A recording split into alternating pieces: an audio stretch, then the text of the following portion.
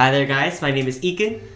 I'm Samson. I'm Gloria. And I'm Xavier. And we are the 99. And just a reminder, we're called the 99 because we would like to, we made this podcast to encourage modern day Christians to remain faithful in their faith and to just, stay deeply rooted in the Word of God and to just, kind of evangelize the Word of God to other people out there.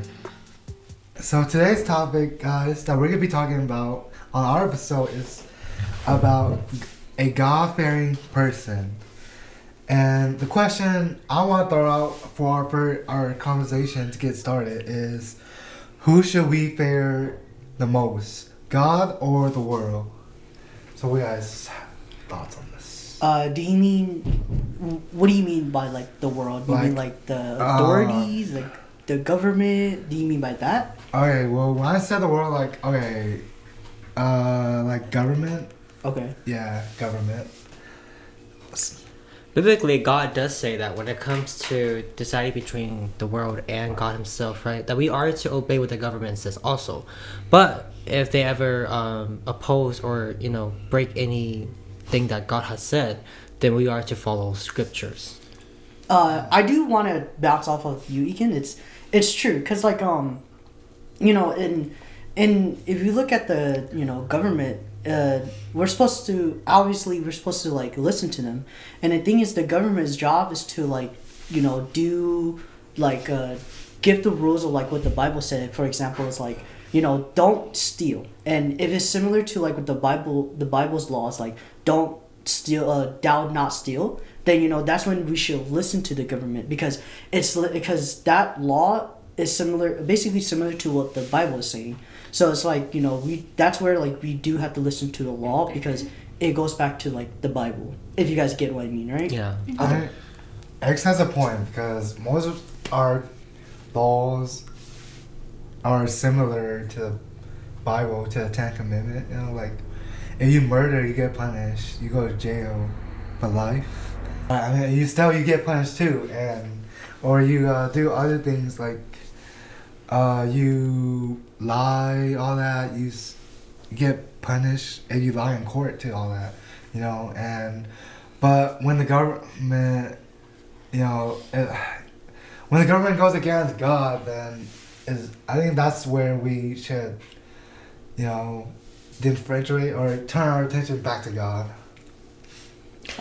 Sorry, Glo, do you want to say anything? Yeah, I was just gonna say, when you think about it, God is the most he is the top authority, and so even if the government does abide with God's laws, we should still fear God and not the government. And we can listen to the government, but still we should know where our faith is upon. You're not gonna put your faith or fear the government, right? You're gonna fear God first, and so that's what I have to say. Morality in itself has always come from God, because God defines what is good and what is evil.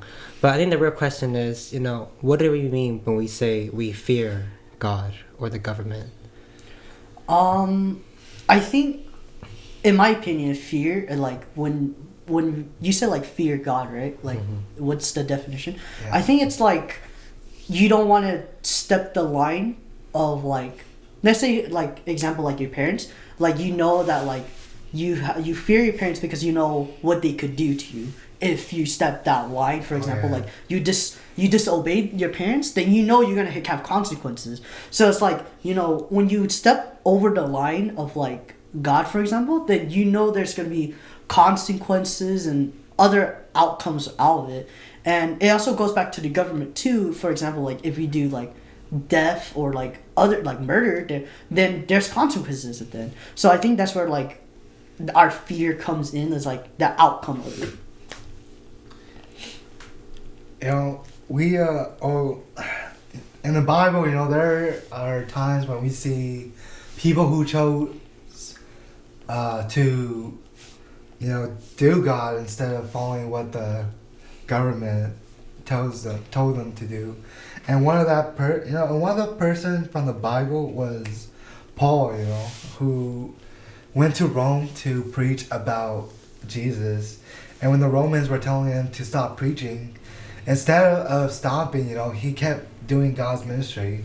And I think we can learn from that as an example, you know, that when the government tells you not to do God's work, you know, that's the point where should you question yourself, should you listen to the government, or should you continue, put God as the main importance? And I think when the government tells you that, you put God as important, because our main job here on earth is to spread God's word, you know. I do agree on you, Samson. Another question I want to ask is like, since we're talking about like Paul and like saying that he spread the gospel and everything, in modern time, what law is like not okay with God, the Bible's laws? If you guys get what I mean. You mean our current laws, yeah. Like for example, like they allow it's like out. Sorry for being kind of like out there and like kind of like not in the subject, but for example, the law is like you could have abortion, for example, and we can't. And, us Christians, we don't allow that, but that's just one of the examples I have. Sorry for throwing it out there, but what's your guys like law? Do you guys think that is not allowed in the Bible, or like if you guys get what I mean? I'm sorry. Like saying it's like what's from the Bible, and then like the government is going against the Bible? Or? Yeah, sorry, like, yeah. What law is like... It's going against the Bible. Yeah, like what law is not like... It's contradicting the Bible? Yeah. So like... Saying... I don't know if it's a law, right? Same-sex marriage. Is that a law? I think it is a law, if I'm correct. Obama did legalize it. Yeah. There you go. Yeah, okay. Well, when Obama did that, I think that was against... Or that went against God's laws about adultery and all that. Or, yeah, sexually contact. Yeah, because God forbids... That was one of our God's rules for us, was not to have a relationship with the same genders as us. So yeah, I think that's one that goes against God. Yeah, but going back to what Samson says, because not only does the Bible say it as adultery, but homosexuality is also seen as a perversion by their God, right? Sometimes people kind of call it love, but the Bible does describe it as lust, right? And we jump right back to the fearing God or the government, right? Ultimately we should fear God, but I think the Bible has such a funny way of saying it, right? Because fearing God, it's more than about the consequences of it, right? In a little sense, there is let me see here, the consequences. It's not the main idea of what fearing God is, right? When it comes to fearing God, it's honoring God, it's respecting God, it's submitting to God, and and obeying God, right? And I think that when it comes to the Bible, we do see a lot of these examples throughout. And like we think about King David, who did obey God, but even though King David fell, he God himself did redeem King David, because in the end King David is a God-fearing person. Going back to you, Egan, it's like I feel like I don't think in the Bible it says like a lot about fearing God. It's like what I've been seeing in the Bible is hearing like submit, a lot of submit, and I have been seeing that a lot in the Bible, and I think a lot of people get confused of like what submit is. Hopefully I have to say that right. And I in my opinion, I feel like modern day people are getting confused like submit or obey, because I think because I was looking at an article, it's like saying people are getting confused what submit and obeying is, and I want to ask you guys like what's your guys' opinion of like what's a submit, like what do you guys think of submit is? I think submit, in terms of how the world just defines it, is very corrupted and sexualized, right? People usually think of submit as in sexual terms. In addition to that, they think of it as slavery and actually being scared of someone, but that's not what the Bible says submit is. Only, alright. Well, with Smith's more, or in a biblical term, you know, Smith is where you honor that person. You listen to them. It doesn't mean you fully, like, do what they say, but you respect them. You give them, your full attention, and but nowadays people, like Ekin says, that they use submit and in a really, I guess, sinful way they use it, in today's time. But back then, in the biblical time, submit was honor whoever the leader, whoever the elders, you submit to them, listen to them, listen to their advice, all that. Yeah, I definitely do agree with you guys. I feel like nowadays the words like submit is not as it was supposed to be, like the definition of it, because submitting is kind of like you humble yourself and you also like literally take that step down so that you can like listen to them. And I understand that it can be confusing nowadays because submit and obey kind of correlate with each other, because obeying is like listening and also like just doing what they're telling you to do, and then submitting is kind of like it can be used in like a situation like that, but submitting yourself to that person doesn't necessarily have to be like an action. It can just be like mentally, or when you're you take that space to listen to that someone and respect what they have to say. I do agree with y'all. When I was just like researching more, this article, when it says Roman 13 re-examine when to disobey the government, and it says right here, if I can find it, it says that I'm gonna read this whole paragraph. It says, though there is often overlap between submission and obedience, they are not the same thing. You can obey without submitting, and you can submit without obeying. Submission is about placing yourself under someone's authority and oversight. It's not merely about your actions, but it's your relationship to them. Submission says, you're in charge and I'm not. I will honor and respect your judgment. So that paragraph already says a lot about like the differences of both of them a lot, and I feel like a lot of people, like I've seen a lot of people getting really confused of like this kind of term when it's like specifically it's saying this sort of way, if you guys get what I'm trying to say. But yeah, that's my saying.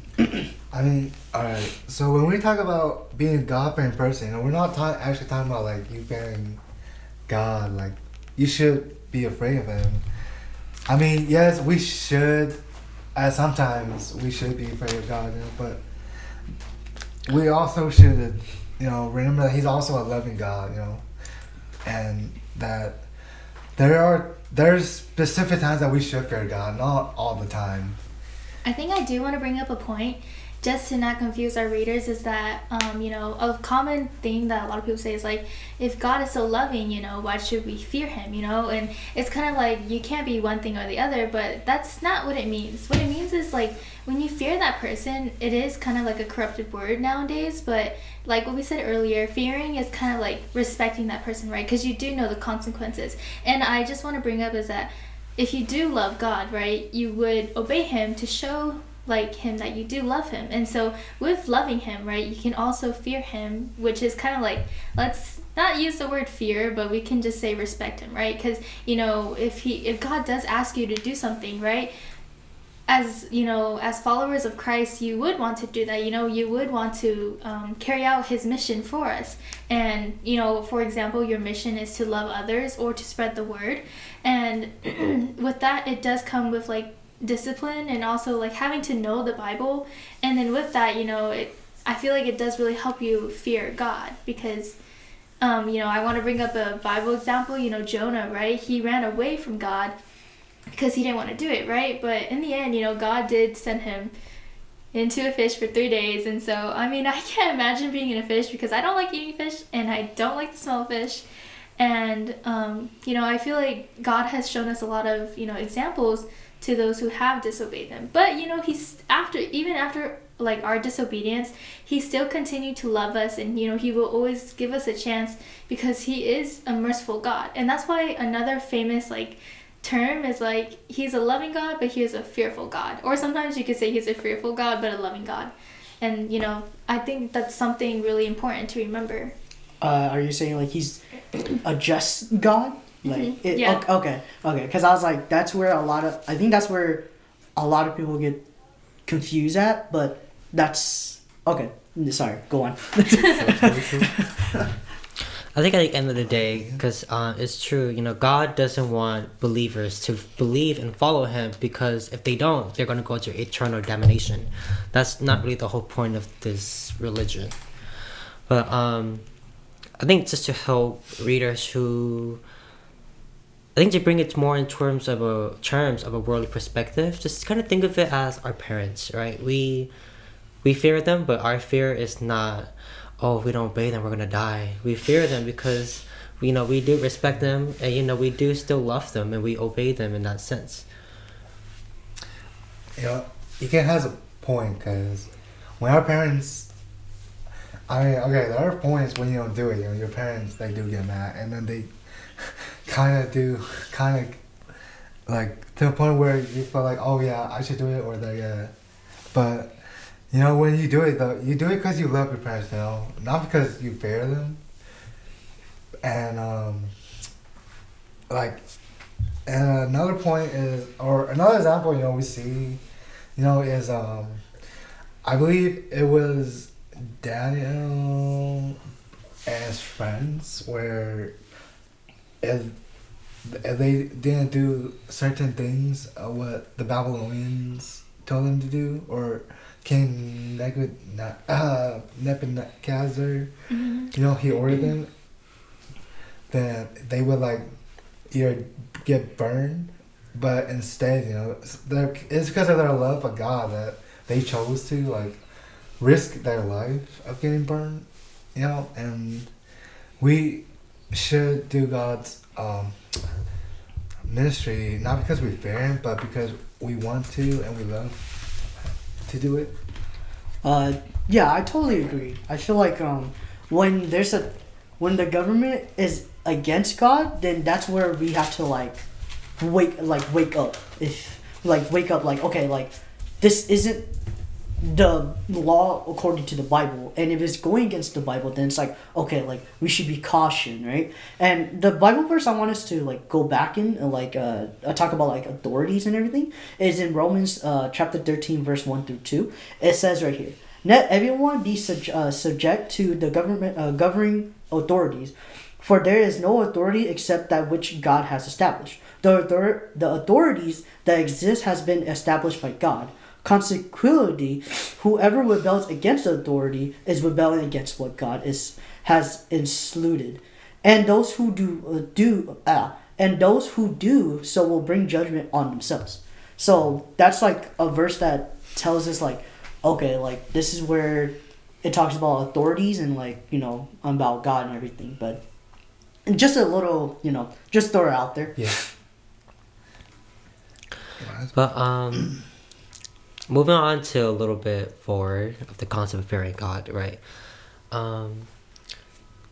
We have mentioned that one of the synonyms of fearing God is obedience, and we do know that God promises a lot of things to His believers if they are obedient. And one of these promises is, you know, through fearing God, we gain wisdom and knowledge. And I actually do want to provide a Bible verse here in the book of Proverbs. For those who don't know what the book of Proverbs is, it's written by King Solomon. And the book of Proverbs is another way to say a book of wisdom, right? And it says in Proverbs chapter 9, verse 10 here, the fear of the Lord is the beginning of wisdom, and the knowledge of the Holy One is insight. And that is to say that, you know, when we fear God, you know, He blesses us with these knowledge and new ways of looking at perspective that leads to life and survivability, right? When we think about, let me see here, like Abraham is a good example. Abraham was a God-fearing person, and, you know, God provided him with wisdom and knowledge, and God also blesses him with a long tree line of generations of families. But to hand in hand going with that Bible verse right there, I want to give us another Bible verse, And it is in Proverbs 14:12. Let me see here. 14:12 says, oh, that is the wrong verse. 10:27. Let me see here. 10:27. The fear of the Lord prolongs life, but the years of the wicked will be short. And that is to say that one of the things that God also promises to us is that when we fear Him and we are obedient to Him, He will also not only grant wisdom, but a longer lifespans. And we do see this in the book of Kings too, because for all the kings that have obeyed God, their kingdom ruled for quite some long amount of time. But for those who are disobedient, their kingdom, it ended as soon as it started. Yeah. Yes, it did. Yeah. Yeah. Definitely. Moving on, I want to say is like, moving on is since God is our God is our creator, should we like fear Him since He is the ultimate creator? Do you have anything in mind in that? Yeah, I do have a verse to back this up, and it's Acts chapter 5 verse 29, and it says, "But Peter and the apostles answered, 'We must obey God rather than the men.'" And so obey and fear, just as we discussed earlier in this podcast. Because who is your creator, right? Man does not have the capabilities just as God does, right? And I kind of want to bring up a good example, which is Daniel, right? Especially when we're talking about governments and laws and everything, he chose God over the law, right? Because he knew that God was the most righteous one, right? Because man falls easily, right? Our nature is sinful already as it is. And I want to kind of bring it back to Adam and Eve, but that's just a small idea or thing to remember. And as Daniel continued to pray to God, right?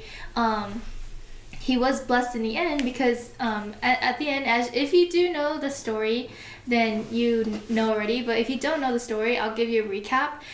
There's two men who were very jealous of Daniel, and they went up to the king and they told him, if you want your people to fear you, you need to make a law that they must worship you and praise you 3 times a day. And ever since Daniel heard that law, Daniel was like, and I can't do that because I'm devoted to God. And so he kept praying, and then obviously the two men knew that he was devoted to God, so they spied on him, and then they told on him to the king, and then the king was very disappointed, and he was like, I can't do this to Daniel, but Daniel, you disobeyed my law.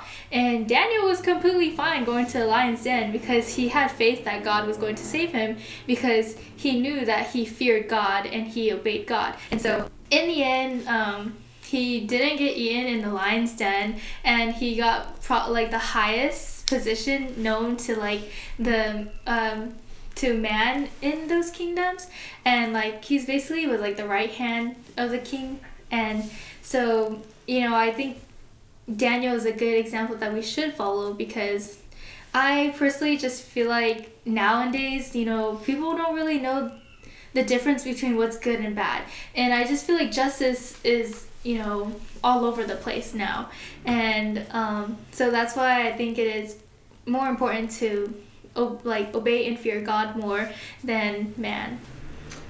When you're talking about that, it reminds me of the skip scene that we did in our youth group Last year. Wait, what? Oh, I'm yeah, pretty sorry. sure. Yeah. I was like, what? I actually played the king who sent Daniel to a lion. Wait, I did? Oh, I wasn't. Yeah. But to point back about God being being a God-fearing person, there are times though in the New Testament where Jesus does say, to respect your government. Yeah. Mm-hmm. And the one scene that I remember, or maybe it's the only one, where Jesus, told the people, and it's in, I believe it's in Matthew, and most of you guys don't know, but Matthew is in the New Testament. It's actually the first book of the New Testament in the Bible, in the back of the Bible. And there's a scene where where the Jews were like, asking him, because they were trying to trick him, the Pharisees. But they were like, so, should we still pay tax to Caesar or not? Oh, yeah. And Jesus said, give Caesar what he deserved and give the kingdom of heaven what it also wants. And, in that sense, you see Jesus telling the people, you can respect Caesar, respect Rome's law, but at the same time, respect God too, and before I also have a Bible verse, guys, Matthew 10:28, and it says, do not fear for those who kill the body but cannot kill the soul. Rather fear him who can destroy both soul and body in hell. And, this verse basically self-explains everything, but, what it's saying is, yes, you could be killed because of your belief, by not, and also disobeying the government and certain laws that they tell you to, but at the same time, you should also remember that it's not them who's going to judge you at the end, it's God. And he's going to be the one deciding if you truly did his work or truly follow him. And he's also the one who decides if you're going to go to hell and also be thrown into a lake of fire, with Lucifer. And that's why I say that, yes, we should fear the government, but we also should, again, remember that God's the creator of us. And he's the one who's going to make the final judgment, against us. Oh, I'm so sorry. I do want to ask is since this podcast is towards the Hmong community too, I do want to ask is in what surprised me is if you look at in the churches, it's because one of our leaders has said it's surprising that we have so many youth and women in the ministry, but if you look at men, it's always so short. And I do want to touch on based on that because it's in the Hmong community, and I want to say why do you guys think it's so short, the men's in their ministry or their department? Why is it so small? If you guys, Man in itself will always be prideful. That's why they always say that a man's greatest enemy or weakness will always be his pride, because men are generally too prideful to let go of their ego to learn how to submit and obey God. Right? They think that their logic, their experience and perspective of life is more correct and it's the right way towards survivability. Well, personally, I think that the reason why the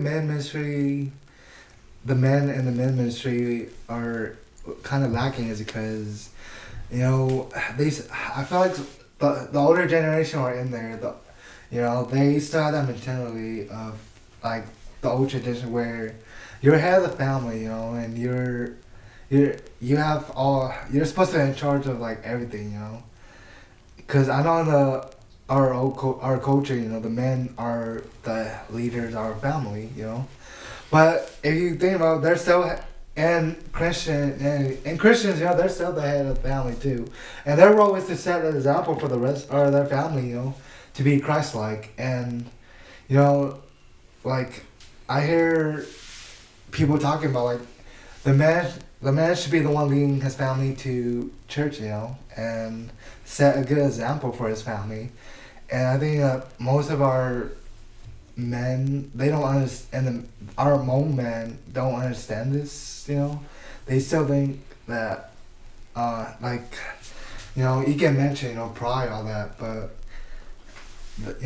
they still play a part in God's ministry, you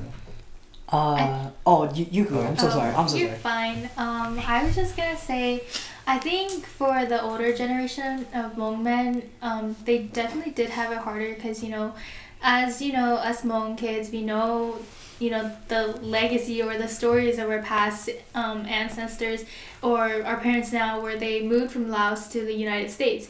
And I feel like once they moved to the United States, they were definitely opened, or they were definitely brought onto Christianity.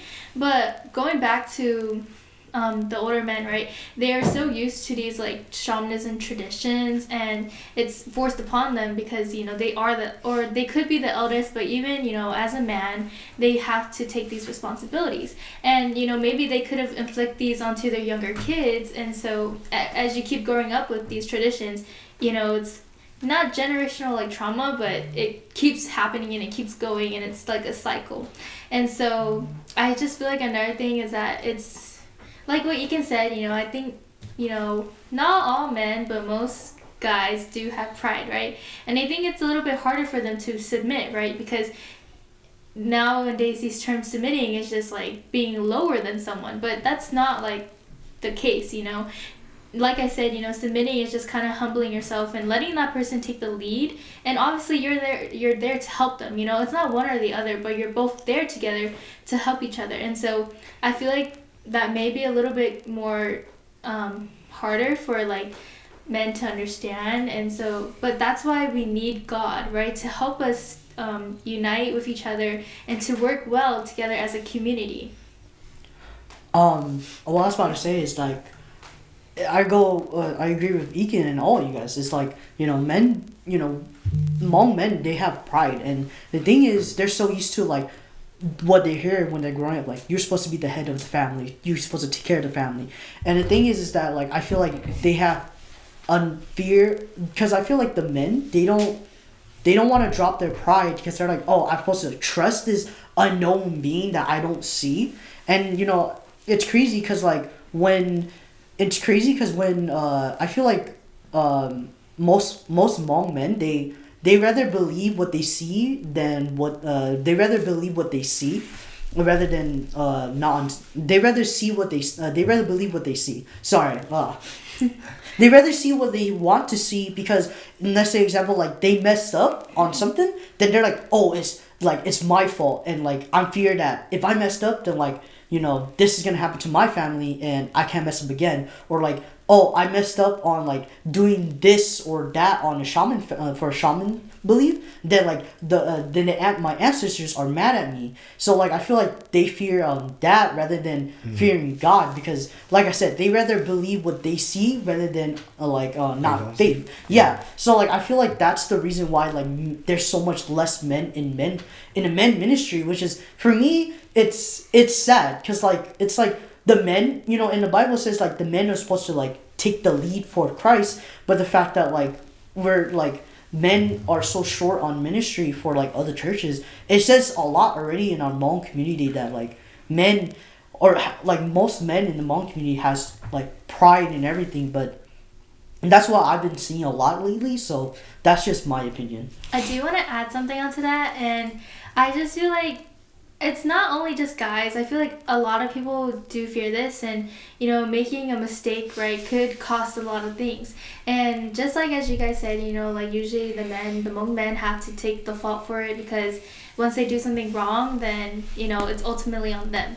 And I feel like that's something that most a lot of people misunderstand, is that God is loving, right? And so he doesn't ask for anything else except just to love him back and just to listen to him, right? Compared to these other false gods, you have to like sacrifice animals, or you have to sacrifice something out of you to give to that false idol. And honestly, I just feel like it's something that needs to be pushed on and needs to be learned, is that God will never hurt you, right, just for his own being, or just to feel good, right? Because God has given this ultimate sacrifice, which is Jesus Christ, to die for us, right, that we don't even deserve. But because he loves us and he's so merciful, and that he wants us to have a chance with him to go to heaven, he did such like a loving act. And I just feel like most people don't really know that. And I'm just saying that you really should know that, because you don't have to do anything. All you have to do is just fear him rightfully and obey him. And so there's nothing wrong with making a mistake, right? Because we're not perfect. But as long as you do something to make it right with like righteous intentions, like how God has instructed you to do so, then it's perfectly fine. Alright, Chloe is a good point, guys. Alright, so Well, I want to wrap this up. We had a lot of great discussion or talking about, fearing God, and X gave a definition too about, being a God-fearing person, and we also talk about, people in the Bible who also set a good example for us, how to, when to fear God and when to like respect the government, and I hope our viewers enjoy our discussions and all these other I understand these Bible words too that we had mentioned. And so throughout this, I just want to encourage you guys to subscribe to our Instagram and to our YouTube video. And also, I encourage you guys to watch our episodes that all have already been posted, And so, yeah, hope you guys enjoy this episode. Bye. Bye. Later.